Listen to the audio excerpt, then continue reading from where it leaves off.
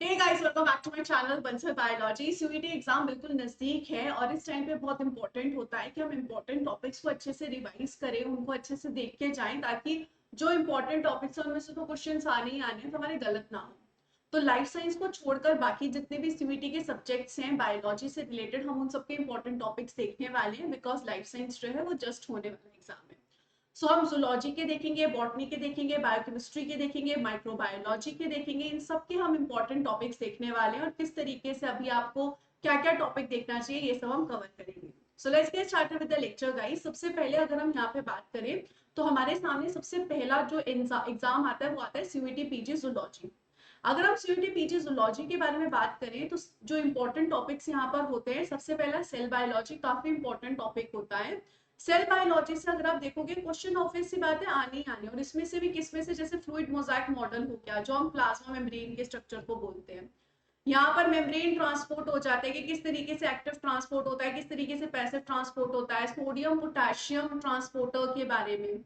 Endocytosis और exocytosis किस तरीके से होती है, अगर मुझे यहाँ पर रिसेप्टर मेडिएटेड एंडोसाइटोसिस करनी है तो वो कैसे होगी। सीडीकेस और साइक्लिन कौन से फेज में मेरे को यहाँ पर कौन सा साइक्लिन सीडीके यूज करना होता है, इससे related apoptotic cycle, intrinsic apoptotic cycle जो होती है या फिर एक्सट्रिंसिक एपोप्टोटिक साइकिल जो होती है, कौन सी साइकिल में क्या यूज किया जाता है, इससे रिलेटेड। साइटोस्केलेटन जैसे कि स्पेसिफिकली माइक्रोट्यूब्यूल्स और माइक्रो फिलामेंट से क्वेश्चन देखने को मिलते ही मिलते हैं। तो जैसे माइक्रोट्यूब्यूल का क्या फंक्शन आता है, वो स्पिंडल फाइबर बनाता है, सेल डिवीजन में रोल आता है। ऐसे ही जो एक्टिन फिलामेंट्स है वो यहाँ पर सेल की मोबिलिटी में हेल्प करते हैं। साइक्लिन्स का क्या रोल है, एपोप्टोसिस और निक्रोसिस में क्या फर्क है, इस तरीके के क्वेश्चन आप देख सकते हो सेल बायोलॉजी से। जेनेटिक्स में मेंडेलियन लॉ जो हम 11th क्लास से पढ़ते हुए आ रहे हैं, इनकम्प्लीट डोमिनेंस का लॉ, को डोमिनेंस का लॉ। फिर लिंकेज रिकॉम्बिनेशन फ्रीक्वेंसी कि भाई हमारे पास दो जीन्स है, उसके बीच में इतना डिस्टेंस है तो कितनी रिकॉम्बिनेशन फ्रीक्वेंसी होगी। क्रोमोसोमल अपरेशन जिसमें डिलीशन, डुप्लीकेशन, ट्रांसलोकेशन ये सब आ जाता है। पेडिग्री एनालिसिस के सिंपल क्वेश्चन आएंगे, सीयूईटी वाले बहुत टफ नहीं पूछते। और जीन मैपिंग बेसिक्स जैसे कि अगर हम देखें कॉन्जुगेशन को हम किस तरीके से यूज कर सकते हैं, ट्रांसडक्शन, ट्रांसफॉर्मेशन। तो आपको रिकॉम्बिनेशन फ्रीक्वेंसी की कैलकुलेशन आ सकती है। आपको कोई म्यूटेशन दे सकते हैं और आपको पूछ सकता है भाई ये डिलीशन है, डुप्लीकेशन है, या फिर डाई हाइब्रिड वगैरह क्रॉस के रेशियोज पूछे जा सकते हैं। तो इस तरीके से आप इन टॉपिक्स को जरूर करके जाइए। फिर एनिमल फिजियोलॉजी में सिस्टम्स जो होते हैं जैसे nervous system, endocrine system, muscular contraction, digestive system, digestion, respiratory system, haemoglobin, myoglobin, इन सबसे क्वेश्चंस मिल सकते हैं। तो अगर हम यहाँ पर देखिए एक्सपेक्टेड क्वेश्चंस किस तरीके से आ जाते हैं, वैसे तो मसल कॉन्ट्रैक्शन से इतने क्वेश्चंस नहीं आते, actually muscle contraction rare topic है, इसमें से इतने क्वेश्चंस नहीं देखे जाते। बट बाकी जो आपके हार्मोन्स जो है वो सबसे इंपॉर्टेंट है। हार्मोन्स कुछ करके जाओ या नहीं करके जाओ, हार्मोन जरूर करके जाना, बहुत अच्छे से आते हैं उससे क्वेश्चन। और उसी के साथ साथ जो हीमोग्लोबिन और ऑक्सीजन का ट्रांसपोर्ट, डिसोसिएशन कर्व, ये सारी चीजें, इनसे भी क्वेश्चन देखे जाते हैं। इवोल्यूशन में से जो सबसे मोस्ट इंपॉर्टेंट टॉपिक मैं बोलूंगी, हार्डी वेनबर क्वेश्चंस आते ही आते हैं इसमें से, हार्डी वेनबर में से देखे जाते ही जाते हैं। इसके अलावा नेचुरल सिलेक्शन जो होता है, यहाँ पर नेचुरल सिलेक्शन के टाइप्स क्या क्या है, speciation, एलोपेक्ट्रिक speciation, पेरिपेट्रिक speciation, genetic drift, adaptive radiation, इन सबसे क्वेश्चंस डेफिनेटली देखे जाएंगे ही जाएंगे, तो आप इन्हें अच्छे से करके जाना। क्योंकि अगर आपको यहाँ पर हार्डी मेंबर की जो इक्विलिब्रियम है उसमें से क्वेश्चन आ जाएगा कि भाई निकाल के बताओ क्या परसेंट आएगा, तो ये चीज आप जरूर करके जाना। एनिमल फिजियोलॉजी में एंडोक्राइन सिस्टम को बहुत अच्छे से रिवाइज करके जाना, इवोल्यूशन में हार्डी मेंबर को बहुत अच्छे से रिवाइज करके जाना, इसमें से तो लगभग होगा ही होगा कि क्वेश्चन आएगा ही आएगा। फिर हम यहाँ पर नेक्स्ट, इधर हो गया हमारा जूलॉजी के इंपॉर्टेंट टॉपिक्स के बारे में डिस्कशन हो गया। अब हम यहाँ पर चलते हैं माइक्रोबायोलॉजी के कुछ इंपॉर्टेंट सिस्टम से रिलेटेड। जैसे माइक्रोबियल स्ट्रक्चर हो गया जिसमें हम सेल वॉल के बारे में देखते हैं कि सेल वॉल पेप्टिडोग्लाइकन की बनी होती है, कौन कौन से एंटीबायोटिक किसको बनने से रोकते हैं, ग्राम पॉजिटिव और ग्राम नेगेटिव में क्या फर्क होता है, capsule, pili, flagella, endospores formation से रिलेटेड। तो इस तरीके से आ सकता है। यहाँ पर gram positive cell wall, gram negative cell wall में क्या फर्क है, ये जो बैक्टीरियल अपेंडेजेस होते हैं उनके क्या फंक्शंस होते हैं, इससे रिलेटेड। फिर कुछ न्यूमेरिकल बेस्ड सिंपल क्वेश्चंस आ सकते हैं कि आप बैक्टीरियल ग्रोथ कर्व बताओ, जनरेशन टाइम आप निकालो कि कितना जनरेशन लगेगा, स्टार्टिंग में इतनी पॉपुलेशन थी अब इतनी पॉपुलेशन है, कौन कौन से माइक्रोब्स को हम कैसे न्यूट्रिएंट्स यूज कर सकते हैं, कौन सा कल्चर मीडियम यूज करेंगे, तो इस तरीके के क्वेश्चंस आप देख सकते हो। इस तरीके के क्वेश्चंस आपको मिल सकते हैं। ऐसे ही वायरोलॉजी में वायरसेस का स्ट्रक्चर, उनकी जो लाइटिक साइकिल होती है, लाइसोजेनिक साइकिल होती है, बैक्टीरियोफाज की जो पूरी साइकिल है, वायरस किस तरीके से रेप्लिकेट करता है, बैक्टीरियोफाज की सिमेट्री क्या रहती है, प्रोफाज क्या होता है, ऐसे डेफिनेशंस भी देख के जाना।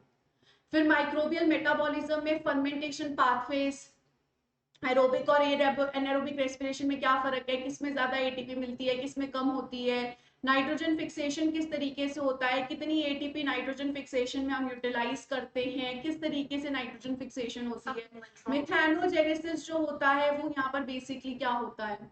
तो ऐसी सारी चीजें, कौन कौन से ऑर्गेनिजम्स नाइट्रोजन फिक्सेशन में इन्वॉल्व होते हैं, इलेक्ट्रॉन कौन एक्सेप्ट करता है फर्मेंटेशन में, तो ऐसी चीजों को अच्छे से पढ़कर जाना है। जो बेस है उनमें से ही क्वेश्चन आएंगे, बट अच्छे से इन्हें करके जाना।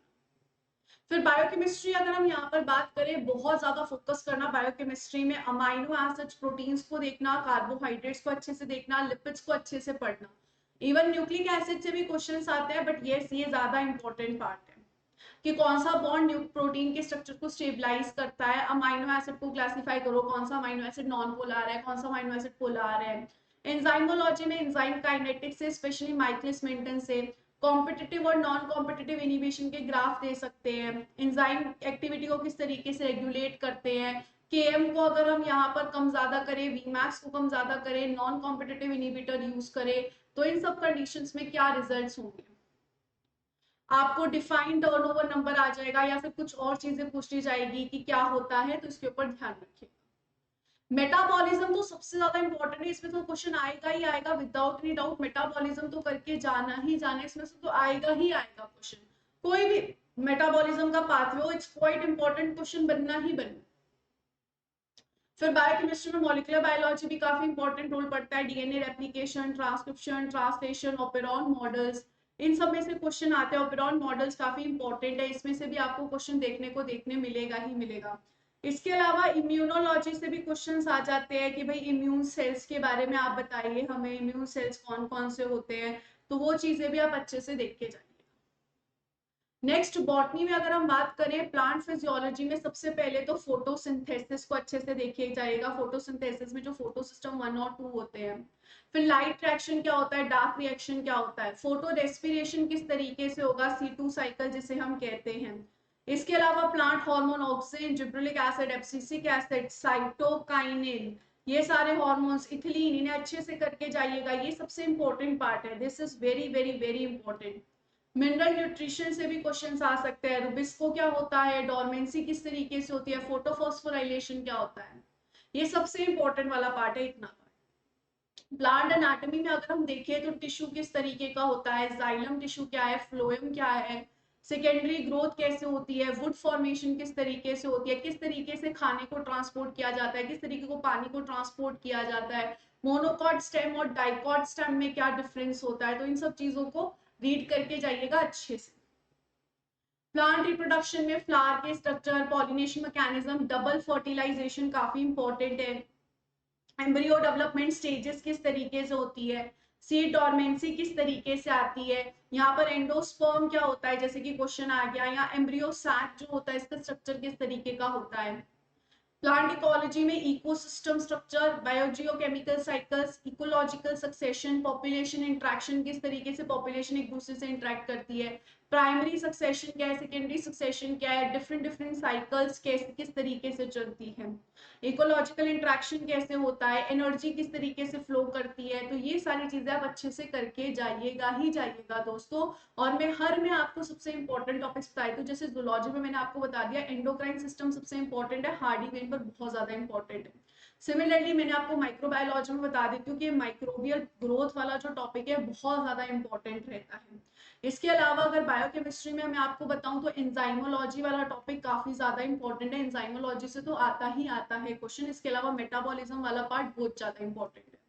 बॉटनी में अगर हम यहाँ पर देखें तो ये फोटोसिंथेसिस वाला जितना भी पार्ट है, it's very very very very important, and plant hormone वाला जो पार्ट होता है ये भी बहुत ज्यादा इंपॉर्टेंट होता है।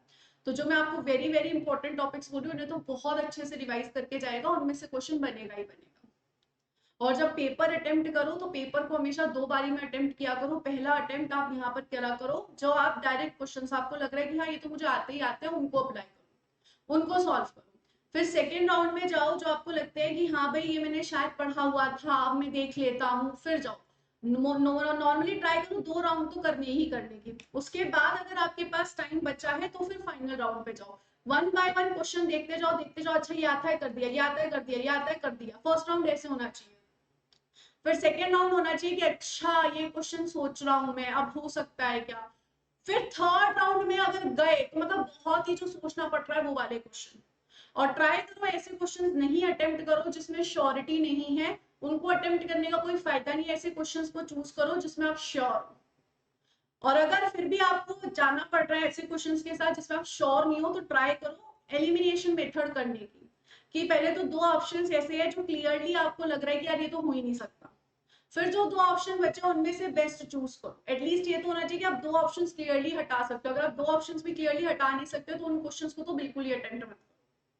और ट्राई करो ऐसे अनश्योर क्वेश्चंस को ना ही अटेम्प्ट करो, डायरेक्ट क्वेश्चंस को अटेम्प्ट करो। लेकिन क्वेश्चंस अगर अटेम्प्ट ही नहीं हो रहे तब इस कंडीशन में जाओ। आप ये सारे कीवर्ड्स, नॉट, एक्सेप्ट, ऐसे कीवर्ड्स मिस मत करो। मतलब ये मत करो कि आता हुआ क्वेश्चन जो है वो गलत कर रहे हो, ऐसी कोई भी चीज मत करो। ट्राई करो कि जो भी क्वेश्चन आप यहाँ पर करके जा रहे हो, जो भी क्वेश्चन आप सॉल्व कर रहे हो, आप अच्छे से सॉल्व कर रहे हो। अगर आपको श्योरिटी नहीं है तो इस क्वेश्चन को रहने दो, कोई फायदा नहीं है। तो ट्राई करो टाइम को अच्छे से मैनेज करो। जैसे मैंने कहा ना, ट्राई करो 2 राउंड तो करने ही करने हैं, तो उसको मैनेज करो। शुरू वाले राउंड में फटाफट फटाफट क्वेश्चंस किए, फिर सेकेंड राउंड में जाके अच्छा धीरे धीरे क्वेश्चन सॉल्व कर रहे हो। टाइम को मैनेज करो, जो घड़ी है उसको देखते रहो, ताकि आपका ऐसे ना हो कि मैम टाइम तो चला गया, मेरे को पता ही नहीं चला, मेरे इतने सारे क्वेश्चन छूट गए। ऐसा नहीं होना चाहिए दोस्तों। तो इस तरीके से प्रॉपर स्ट्रैटेजी बना के एग्जाम को सॉल्व करो। और इस तरीके से अभी जो मैंने मोस्ट इंपॉर्टेंट टॉपिक्स पढ़े कहे हैं उन्हें अच्छे से रिवाइज करके जाओ, उन्हें अच्छे से करके जाओ। और अगर इस टाइम पे लग रहा है कि कोई चीज मिस हो गई है तो बंसल बायोलॉजी के पीवाईक्यू कोर्स और टेस्ट सीरीज अवेलेबल है। अगर आपको उसके साथ जुड़ना है तो आप डेफिनेटली जुड़ सकते हो। और इस समय अगर आप सेल्फ स्टडी कर रहे हो तो वो भी आप अच्छे से करते जाओ। बस आप यहाँ पर अभी रिवीजन, क्वेश्चन प्रैक्टिस पे फोकस करो, सबसे मेन चीज वही है। Thank you so much guys for joining with me in this session. अगर कोई दिक्कत तकलीफ परेशानी हो तो कमेंट सेक्शन बता दीजिएगा। Take care of yourself guys.